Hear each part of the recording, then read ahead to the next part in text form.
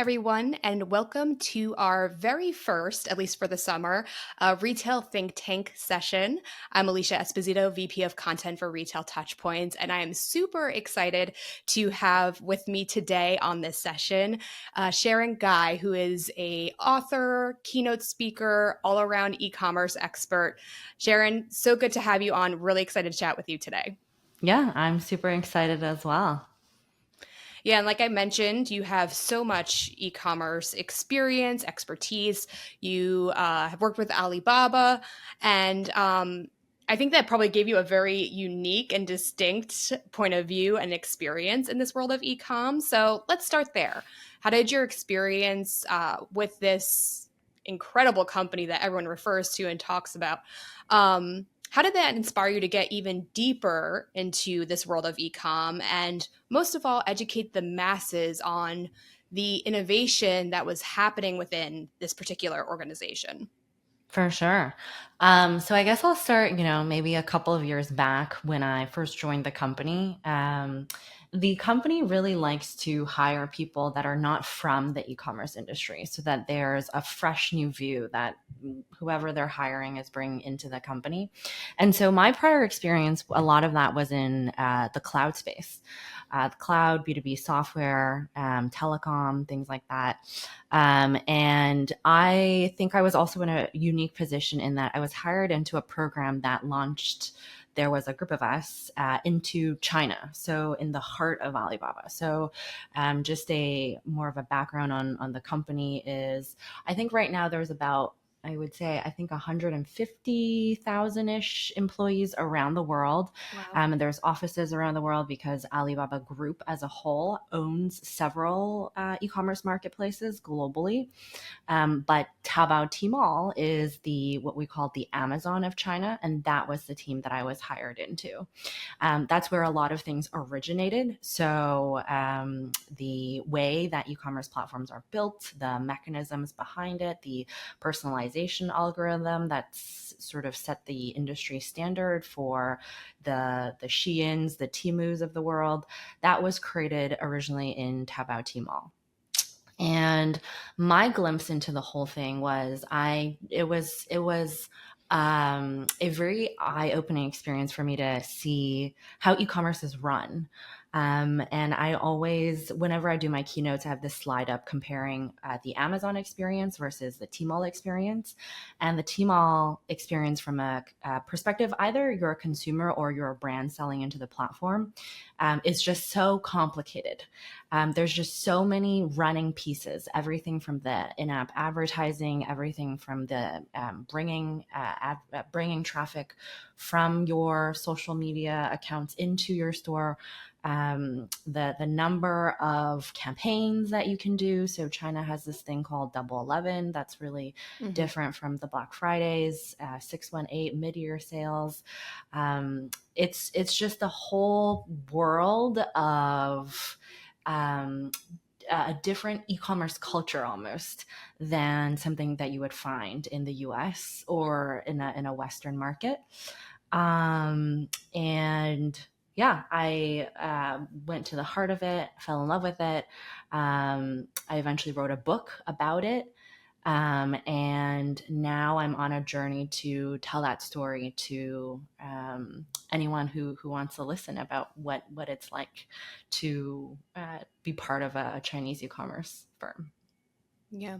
And it's definitely a conversation that has been accelerating, I think, largely because the industry overall is really recognizing the influence of, Shein and Temu, not just at, the business level, right? Like you mentioned, the comparison of the experience of Amazon versus Tmall. But, you're looking at consumer behaviors, right? And how, you know, consumers, especially younger consumers, are almost being programmed to shop a certain way because of how Shein and Temu are operating at an experience level. So I do want to dig a little bit deeper, since you mentioned personalization earlier, into the key innovations, the game changers of like how these businesses run and operate. Since I think a big part of retail today is understanding what's happening at this global level, because I feel like especially in China, the behaviors, the technology is so much more sophisticated than maybe what we're experiencing here. Yeah. I would say the first of all, the two ecosystems are really different. So in China, so whenever a new brand talks to me, or they're wondering about what it's like to sell in China, I always start from the ecosystem. So in the West, we have the Facebook, Instagram, Google's, and that's how that ad tech world is built. In China, all of those apps are you can't reach any of those apps. There's a firewall, and so there's an equivalent of those different types of apps. The If you've heard of Little Red Book before, or WeChat, which is this really Hmm. big messaging platform of about 1 billion or so users, and the Taobao Tmall, the payment side of things as well, with what Alipay is doing. um, so the way, and another big difference I would say is in the West, most e-commerce brands will build out their own .com or their own website, and Hmm. that sits in the middle, and then all of the e-commerce platforms or third-party distributors sort of dance around that. But in China, um, brands will have their .cn or their website, but that's usually just a landing page to show where their office is located.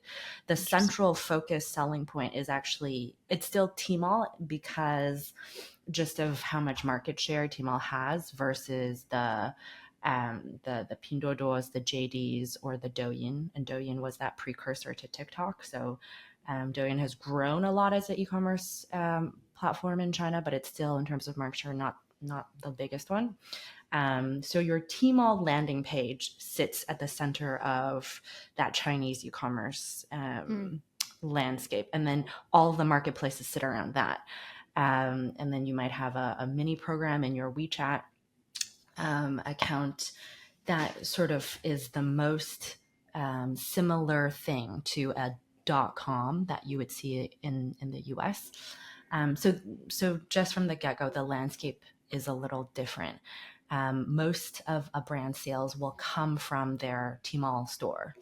That's usually from a e-commerce director standpoint. That's the thing that you're planning for, year over year or campaign over campaign. And so the behavior is very different, because in the US, or in the West in general, um, from product discovery to conversion, we're probably finding this brand in some ether of a social media platform that takes us to the .com, and then most of the conversion will probably happen in that .com, versus in the China sphere, um, most of the users is in Taobao Tmall already. So the goal there is just to attract that new user within that's sitting already in that marketplace, but you're just trying to get them to go to your store specifically. It's similar to the number of stores that people are setting up in Amazon, Mm. and putting A+ content together, to build more of that brand story, to be louder in the Amazon marketplace so that you can attract more Amazon users into your store. So I would say that marketplace strategy that you see in Amazon is very synonymous, or just amplified on the China side. No, that's great. And, obviously everyone is talking about, the evolution of these companies and, you know, Shein, it seems like, is making a really big marketplace push to your point, and is really trying to diversify from that standpoint. But what is really interesting to me is, how these companies are investing in technology to support the customer experience. So everyone's talking about AI, right? So I guess the big question is, how far ahead are these companies in making investments in AI? Like, is the are the use cases, I guess, very far ahead of what's happening in the West? Are they kind of the benchmark or North Star for like how this technology is poised to evolve in the West? Like, I'm curious, like, what you're tracking from that standpoint. Yeah. So, in a lot of my keynotes, I also talk about personalization. I know that big term has been thrown around so much in conferences recently. And I think that's a defining difference between the Chinese e-commerce marketplace versus a .com experience that you would have in the U.S. maybe, is in that level of personalization. Or even if you compare Amazon versus Tmall and how personalize that experience is. So we know that when you open your Amazon homepage versus when I open my Amazon homepage, it looks entirely different because we have both searched different things, we're interested in different brands, bought different products. But Chinese e-commerce platforms will take personalization one step further in that the store page, the look of a store page or a brand page will look different based on who is opening it. It'll shift according to also what attracts you in terms of visuals, in terms of SKUs. So, for example, if a man went to the L'Oreal brand page and a woman went to the L'Oreal brand page, they would see entirely different models holding products, entirely different SKUs that's on the front page that's being highlighted, different types of sale items, also depending on if our different level of purchasability. So the Hmm. consumers in Tmall are tiered from L1 to L6. L1 being the most sort of baseline. L6 is more a sophisticated buyer who's spent a lot in the platform, or someone that the platform knows that is either buying the Gucci's and Chanel's on the platform. And so the SKUs that is shown to a L1 user versus an L6 user is entirely different when you go to the same brand page. It'll also change based on when and where you're opening the page. So if I'm opening this page when I'm at work, I'm seeing something different. When I'm at home, it's something different. The time of day. So if I'm opening it in the morning versus at night, because, and I think this is something that I also teach in workshops and in keynotes, is that underlying model of people, product, context. Hmm. That's at the core of these Chinese e-commerce marketplaces. Is their hypothesis or their thesis is the platform, the look of the platform or what's being shown should change based on the people, so who is looking at it.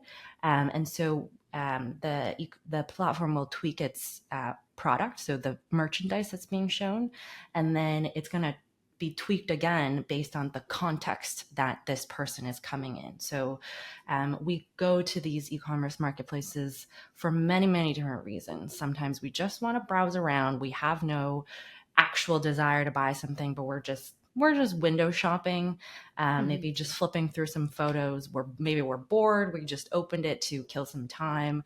There's other context in that I'm specifically looking for a brand or specifically looking for a certain type of SKU, and that context changes. So that's sort of the um, what these e-commerce platforms are sort of changing their face. And there's this term called a thousand looks for a thousand people, Hmm. um, and that's how it's changing. And so that sort of personalization from that point of view, which I think is more particular, and it's more specific.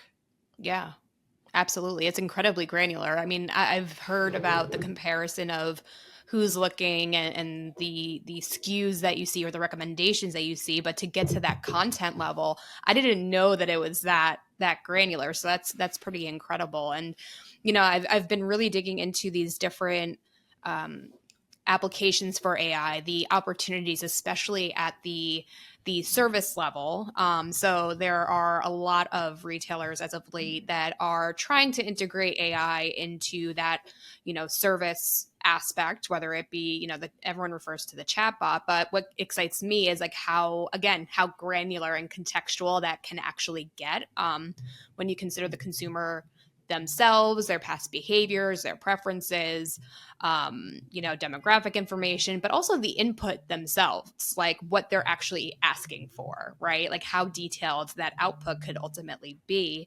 And I guess that leads me to the next really big trend that we're starting to see pick up steam, which is this entire idea of AI avatars, virtual influencers, or just AI representatives, right? That really kind of bring this idea to the next level. And a lot of folks are talking about TikTok testing this, and I wanted to get your thoughts. But I guess before we do that, can you expand upon virtual influencers, like what they are, how they work? I feel like I did a very bad job of setting the stage there, because like obviously you kind of live and breathe this every day. So I'd love your more specific definition, if you will.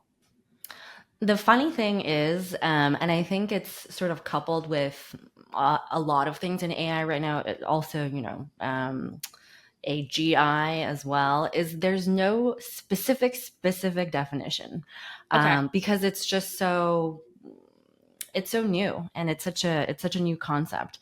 But what I can tell you from the China perspective, how they look at virtual influencers is, what I've found is it's two cases. So the first case is where it's a entirely designed new character, almost Mm. like when you're writing a book and you just wrote about a new character. You design how they look, you design their speech patterns, what they like, what their age is, where they're from, how they were born, where they live, like this entire storyline. It's all created and birthed out of either a brand who's created them or one of these influencer companies. Okay. So that's sort of one type. I wrote about a lot of them in my book called E-commerce Reimagined, where a lot of Chinese brands created their own virtual influencer, and they come from very many different names. For instance, if you've seen a Yayi on Instagram, that was Tmall's influencer. That was the one that Tmall created. That was going to be the face of Tmall, and she was completely fathomed out of somebody's imagination. So that's the sort of, call it fake or call it designed, that world. And then I think there's another world of virtual influencers where it's based on a human. So there Okay. was somebody, whether it was a celebrity, a KOL, a influencer of some sort, and because we're entering into this more efficient way of doing product placement, or just this new model in the influencer or creator world, that it's trained off of a human. A famous example is what I think Twigs has done in the Okay. UK as an artist. There's also CAA, which is this creative artist agency. They've signed everyone from Nicki Minaj to Justin Bieber to, I think, Ariana Grande. They're thinking about how do we create avatars based off of our already very prominent celebrities. And Mm. that is also another realm of virtual influencership. So you have these two. I think the latter is a little less mature.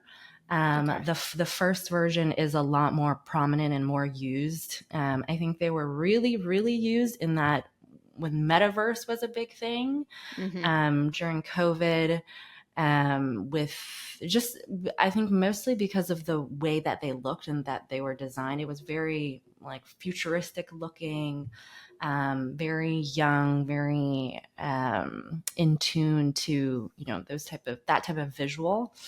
But the another, I think, big reason that China had created this in around 2018, 2019 is right around that time, there were a lot of scandals with celebrities. Mm. So you might know this guy called Chris Wu. He used to be a huge rap star. He's actually Canadian, but he eventually went back to China, and he represented Balenciaga, um, Coach, the biggest brands that are out there. And then he found himself in a sexual assault case. And then all these brands started deleting him, and the entire Chinese internet started deleting him, Mm-hmm. and started to boycott all the brands that he was an ambassador for. And so it was right around that time. There were several other cases that I think fueled this as well, because in the virtual influencer world, because it's a fictitiously designed character, they will never get into sexual harassment cases, say the wrong thing, ever be canceled unless the creator wrote something that was very controversial. But most likely they're playing in a realm that's very safe and very controlled. Mm-hmm. And so I think that was why at that time a lot of these things came from China, to rein in that control. And then now you see it happening all over the world. So another really famous influencer in this space called Lil Miquela. She's Brazilian. She's this 19-year-old Brazilian girl that's her look is also very trendy. She has like purple hair, freckles, and she's worked with so many different fashion brands by now. And yeah, this space just keeps on um, growing and Mm. spontaneously expanding. Yeah. No, it's really interesting as you start to, unpack the why behind it all on the business side.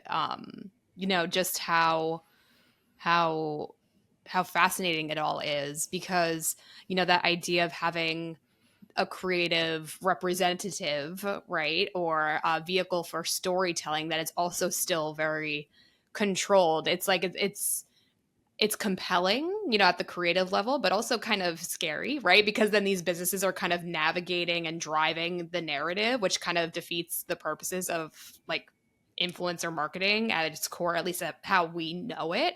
But I guess going back to, the TikTok example, what is this next stage or wave of virtual influencers and AI avatars? Like, what do you think it means for how the space is evolving or may be evolving? Because what I always find interesting is like how we as humans, right, represent ourselves online. And there's been a lot of research, especially in the gaming world, around identity and how we sometimes, we meaning users, um, create these avatars to represent our true selves, right? And like that's our creative outlet, our digital identity. And we want our digital identity to be more like, actually our physical identity to be more like our digital identity, right? And I'm curious, how this whole space um, is kind of speaking to that in some weird philosophical way, and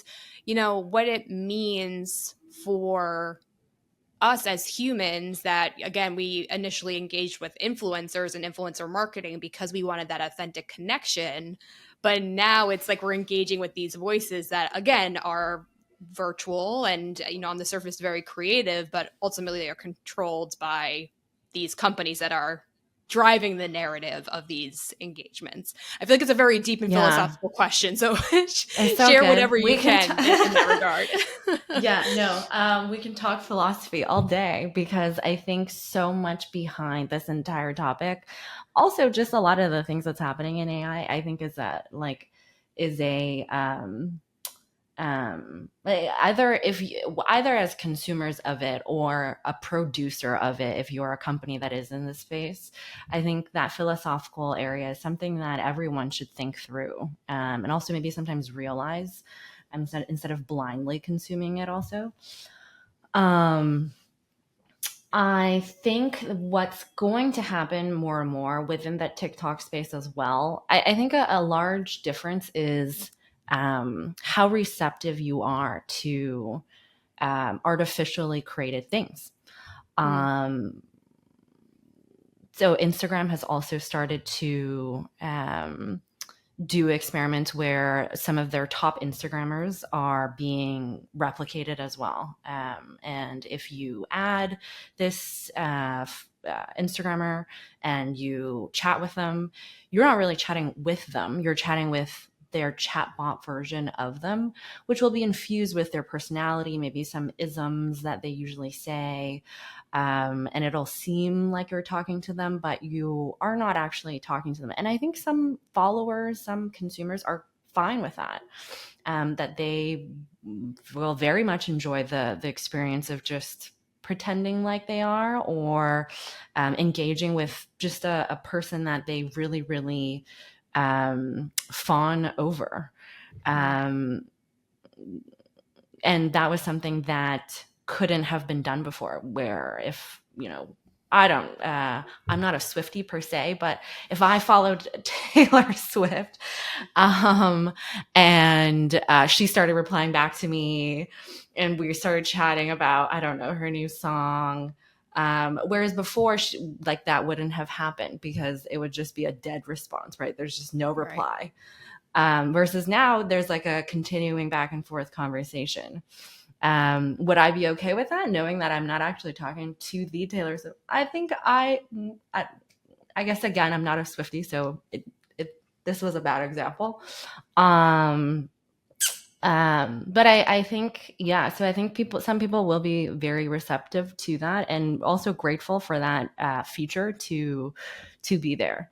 The other thing with the authenticity part is, I think what's very important is a lot of these virtual influencers, that the latter sort of area where it's based on a real human, those people have already established a name for themselves. They've Right. established a name via their work, via what they stand for, what they look like, what they did before.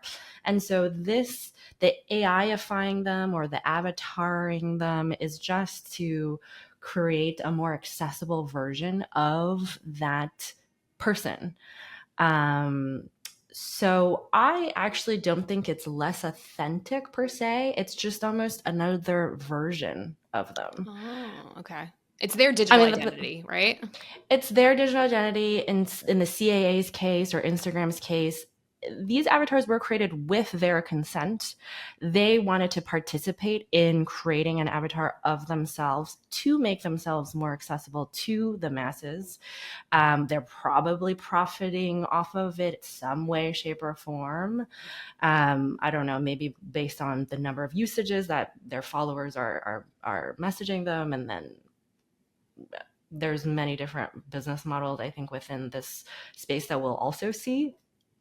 Um, but I think why the reason why these influencers are wanting to create a copy of themselves is they would rather they proactively do it than some bad actor creating a version of them and profiting off of that without their consent at all, where they're not involved, where their personality can change, where a lot of the things that they say can be twisted in a certain way.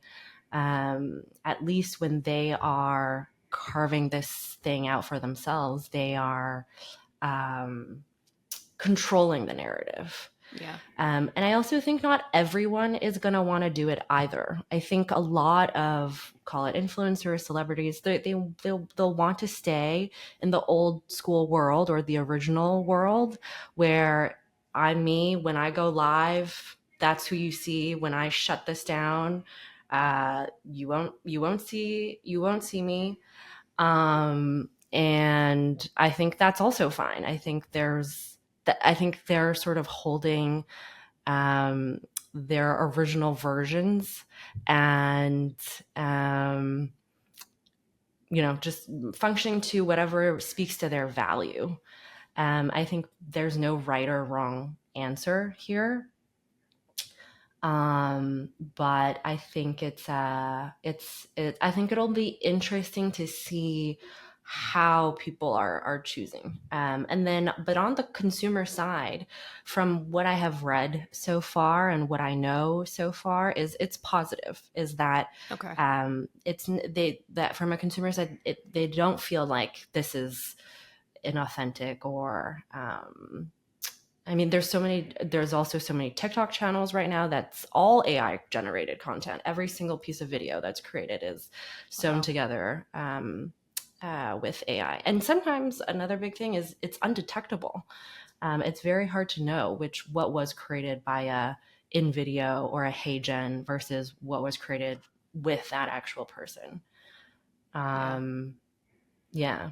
Yeah, that's definitely an area that we're watching. I know, I think TikTok announced some new standards or parameters for automatically labeling AI generated content, and they're trying to kind of educate users around that because of like based on how everything's evolving and how realistic a lot of these videos and images do look. There is there is a dark pocket of all of this that we won't get into today, but it also, I guess, leads to the question of like what the creator economy will look like. I mean, when we weigh the benefits versus the negatives, obviously the benefits for a lot of these creators is, to your point, ownership over their identity, right? Like they can kind of take the reins and create their digital identity and have control over how it shows up. Also, undoubtedly, that would probably lead to some new or additional revenue opportunities, right? Like if I can't do it myself, I'm going to have my digital avatar do it. But I'm curious, what are the negatives of all of this? Like especially for other creators, maybe that are not at that level or do not think they want to go there. I mean, have you noted any tension or debate either at the creator side or even the marketing side more broadly, right? Because the marketing and digital teams are the ones that are kind of guiding these investments at the brand level. Yeah, so I think one large shift that we've seen, at least in China, is the live streaming space. So live Mm, stream shopping in China is so prevalent. It's about 30% of total e-commerce GMV.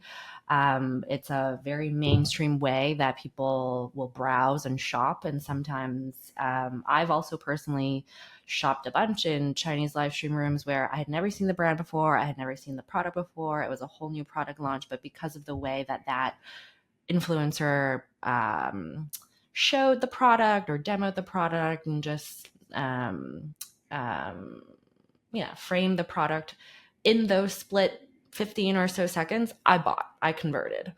Um, and that industry is a $600 billion industry in China. mm, So from the time that it was created in 2018 or so to today, it created this whole live stream economy. There are thousands of what they call MCN organizations. So those are sort of like, they're very similar to CAA, where it's an agency that will sign with a bunch of influencers. And as an influencer, you're signed under an MCN organization. They will package you, they will brand you, they'll link you with brands.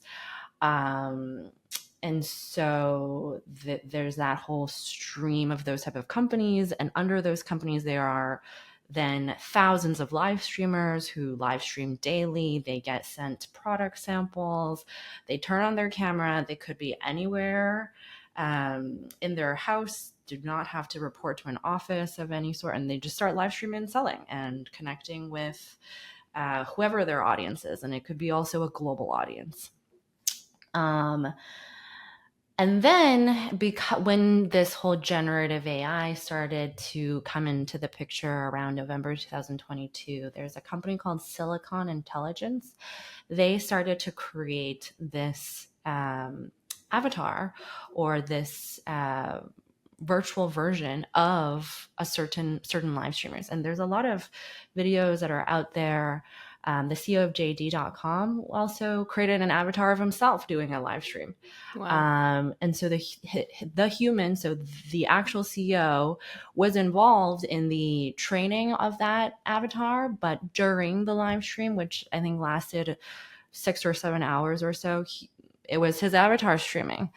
Um, and that has worked. And so I think what that is causing to that live stream industry in China is pretty significant.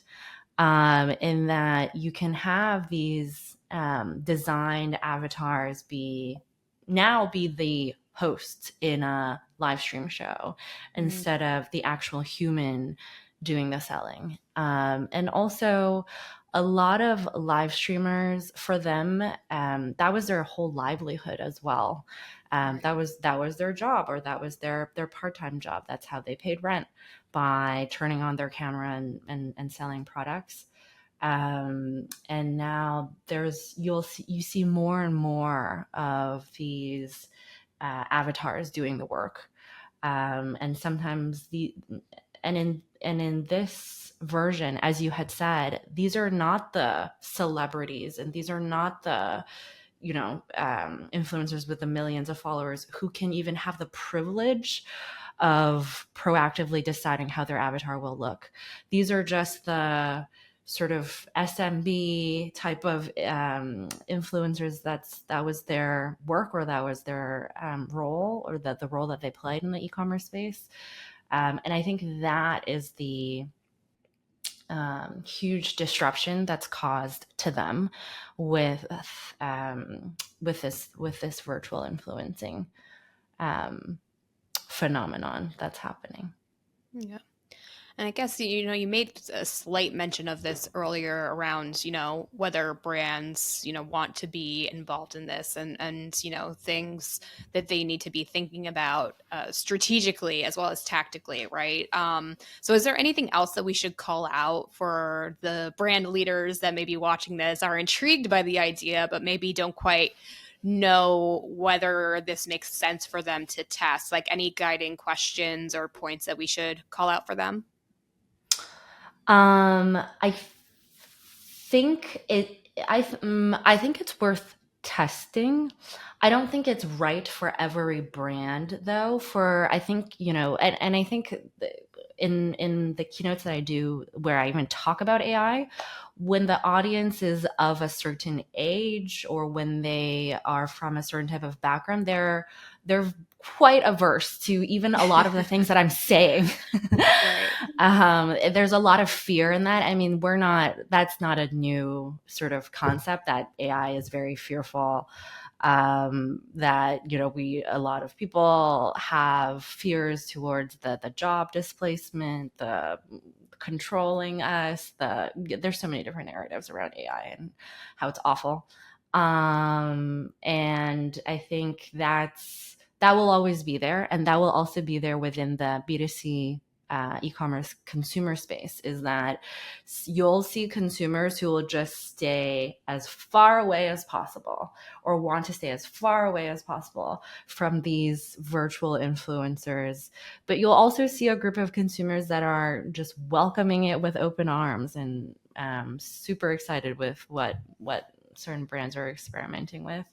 And so, from a brand perspective, I think knowing who your customers are is really important.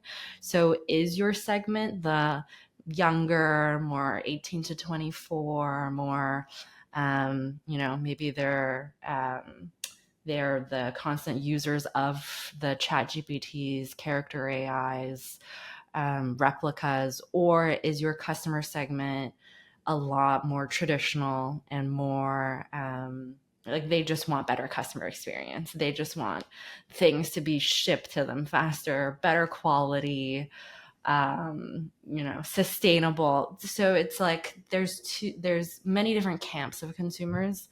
And so I don't think it's right for every single brand. But I think what we will see down the line is more and more of these experiments happening. Yeah. I'm really excited to see what different use cases or even campaigns emerge, what those learnings are at the brand level, and how that will influence the future of the category. It's so fascinating, and I appreciate you chatting with me to dig deeper into it. But as far as AI in general, is there anything else that you're tracking? Anything else that you see emerging that you're especially excited about? Again, in context of retail and customer experience. Yeah, I think personalization is for sure something that everyone is scratching their heads over, and how do I make my, whether it's my messaging and the emails that I send out, to the look of a certain creative that I'm sending out, to how I interact with my followers in social media. How can I more personalize that message and connect with my customer at a deeper level? I think that's definitely something that AI can do, that all camps of consumers will probably like and enjoy. And so I think that is going to be a huge investment point for a lot of brands and retailers coming down the line. Awesome. Well, Sharon, this has been fascinating. Thank you so much for taking the time out to share your expertise, your experience, and of course, for getting a little philosophical with me today. I appreciate it. No, yeah, for sure. Anytime. And to all of you watching this, really hope you found it interesting and maybe even inspiring, that you may be motivated to at least check out some of these virtual influencers and avatars that are out there. It's really interesting to see the creative process kind of unfold and see what these different experiences look like. And of course, stay tuned for more conversations on emerging tech trends and topics in the industry through Retail Think Tank. Just check out the link at the bottom of the screen here. We have new content coming to you weekly, including in-depth conversations like this one. Thanks again to all of you for joining us. We'll see you next time. Take care.